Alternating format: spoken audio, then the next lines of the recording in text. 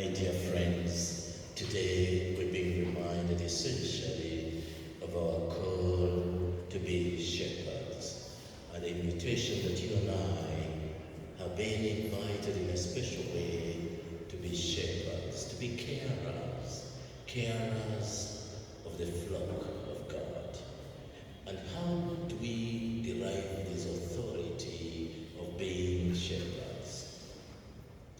In the first instance, we see the Lord telling the people of Israel that, you know what, I will restore the kingdom of Israel. I'll gather the scattered sheep and bring them back to the sheepfold and give them a new and good shepherd that shall lead you into unity and peace.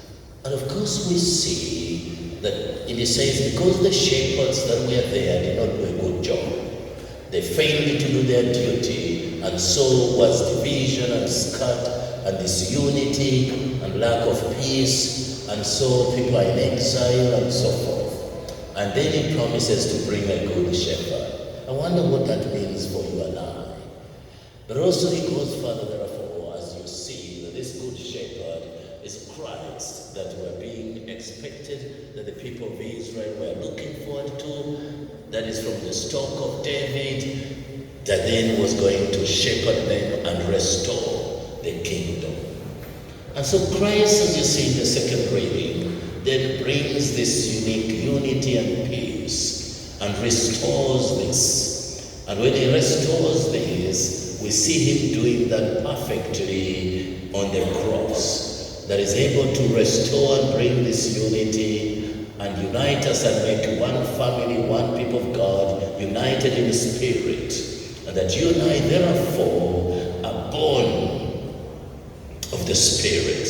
And that's why you realize that we start gaining and reuniting with Christ into his mission when we are born into baptism.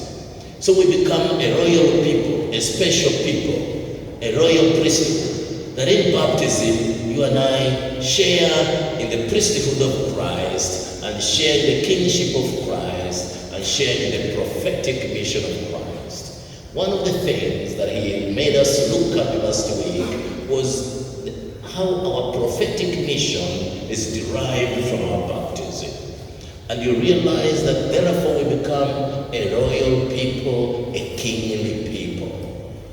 A beautiful song once said, a royal people, a kingly people. So we become a royal people and a kingly people. To do what? To lead the rest of humanity. To lead the rest of humanity to the discovery of what they are meant to be.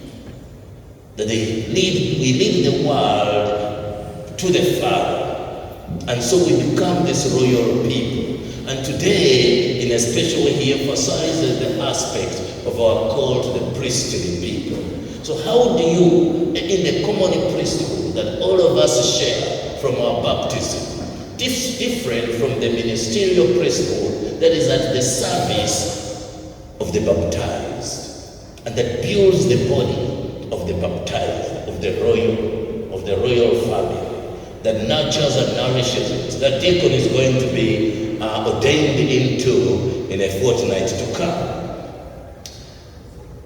Today he wants to remind you and I to ask ourselves, when and how do you exercise your priestly vocation, your priestly ministry? By the way, I hope you know that you are a priest. And since you know, then the question is, how do you exercise it?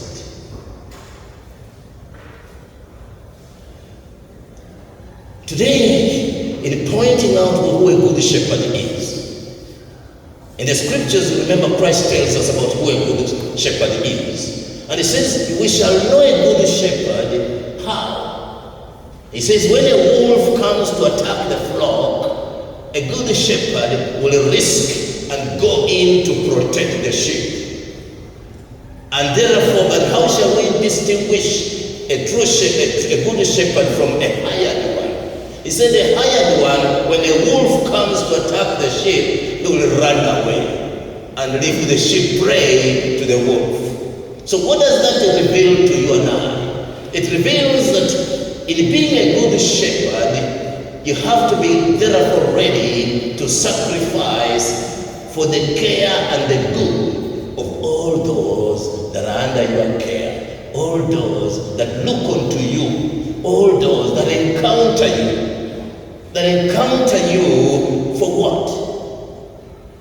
That encounter you for help in whatever reality and circumstance they are in. That you and I, then when we sacrifice, when we deny self for the other, we then actually, that sacrifice is where the whole essence of our priesthood is touched. Remember, with the priesthood, that the heart of it is sacrifice. Is a sacrifice. And so in the sacrificial offering, and that's why when you bring your offertory, it's part of the sacrifice of your hard work that is brought to be united, and the priest in the person of Christ together offers this sacrifice. And that's why you bring them in procession. At the time, you also bring the perfect sacrifice, the wine and the host. So, in this particular instance, you and I can see that we are shepherds and true shepherds when we risk and sacrifice our lives for the sheep. And so, in so doing, you are actually being a priest. That we share in our practice and minister our common priesthood in the sacrifices we make, in the caring for the other. So when you and I listen and encounter each other, we listen to the needs and cries of the other.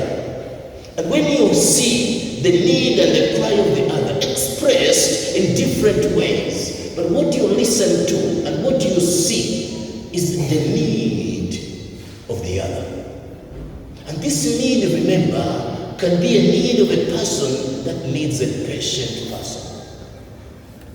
You see this person that struggles with a behavior that doesn't seem to change easily, and you just wonder. And hopefully you can see that indeed, if this person is to exist in peace and joy and love, is that someone has to be patient with his character as you help journey with them to change. That you and I may even be just in a world, unless you can be merciful with this person unconditionally. So when you look and when you relate and you see the need, could be financial, could be material as well. But what is significant is that when you see the need, hopefully you are moved. You have empathy. And then hopefully when you are moved, you are drawn into being, as you can be merciful, you can feel pity for them. And when you feel pity and compassionate for them, that might drive your energies to self-giving for the other. But it says there is one big temptation that you and I must watch out, that will make it difficult for you and I to be able to live our priesthood, that is being a true shepherds, that is ready to lay down their lives for the other, for the good of the other. And it says, look here, these disciples are tired, they have been working and they're exhausted. And he says, you know what, let's go and have a rest the other side. And when they go over the other side, surprisingly, these people are there already. And tired, exhausted, wanting to rest, and they see them. And in looking at them, what does Jesus see? He doesn't see people who are bothering him and his disciples, but he sees the need in those people. He sees the cry in those people. That quite often you and I see people and see the bother, and fail to see the cry, the need in this person. And that therefore you fail to answer to the real need because you are seeing this person as a bother. And that what happens, it's quite often that this bother is very real. That you and I may experience the fact that I'm also exhausted. Maybe financially, maybe morally, maybe I'm exhausted in being patient. And I feel totally that I also need support. I need help. And I need help, and this one is coming for help from me. Then you have a good reason to say, you know what? I also have enough on my plate. I also have enough on my plate. Even God knows that I also have it. And He knows you're exhausted. But what does the Lord say? That in that way, at that point is when the call for sacrifice comes in. When the call for priesthood comes in. When the call for a true shepherd comes in. That you and I at that point, hopefully, can allow the need of the other to take precedence. And that Christ starts to teach them, and not, okay, let me give them something quick and they go away. He teaches them at what? At length. He taught them at length.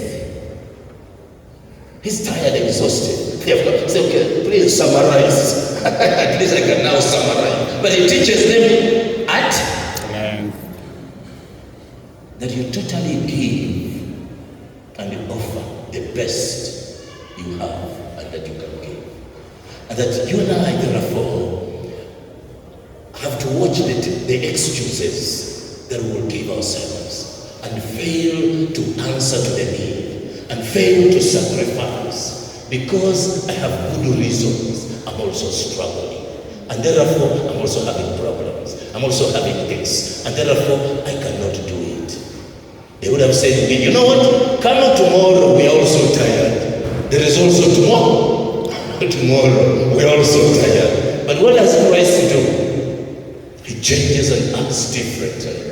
And he tells us that therefore, what about who will look after my needs? I also have my needs. I need to rest. I need to do this. I have my needs. Who will look after my needs? The Lord is my shepherd. There is nothing I shall want. Hopefully that you and I have discovered how lucky we are to be servants of the Lord, to be ambassadors of the Lord, to be part of the royal family, that you are aware that if it's not for the Lord, you wouldn't be, that the Lord is there for you, and that there is nothing greater than the Lord being there for you. And because the Lord is there for you, why are you afraid? Why are you afraid? Where's the faith? Where's the trust? Why are you afraid? Risk, test, and see the goodness of the Lord. And so in the sense that fear quite often makes you and I withdraw. And when we withdraw, what is it telling us? There is one that is crying like sheep without a shepherd, that needs care and help. And you and I have the excuses not to do anything or to summarize instead of giving it the best you can. He says, you know what, friends? You know what, friends? Remember one thing, that if you don't do it, he's going to get another one to do it.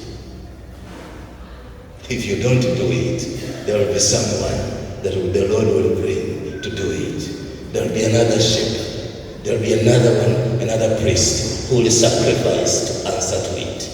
And that you and I must look at the privilege that comes. And you see a need before you as a privilege that God is giving you to do something. And by the way, you remember that he told us, as one of the aspects of last week, that if God is coming to bless you and he wants to bless you, he comes to you as one that is vulnerable, one that needs help. That when he comes to bring you the gift of blessing, of prayer requests that you have made all these times, and God is coming to give you the answer to your prayer, how does God come and how does God bring the answer? That he comes to you and brings the answer as one that needs your help.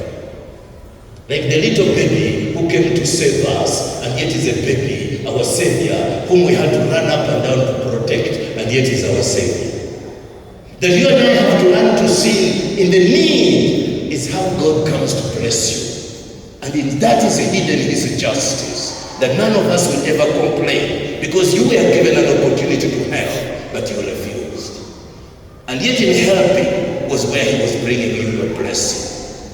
So whom will you blame? But your own selfishness, your own inability to be a true priest and a true prophet. And hence, you lose the blessing. And the blessing will go to someone else who answers to that need. And here's the prayer to be vigilant and be alert. The Lord be with you. And with your spirit.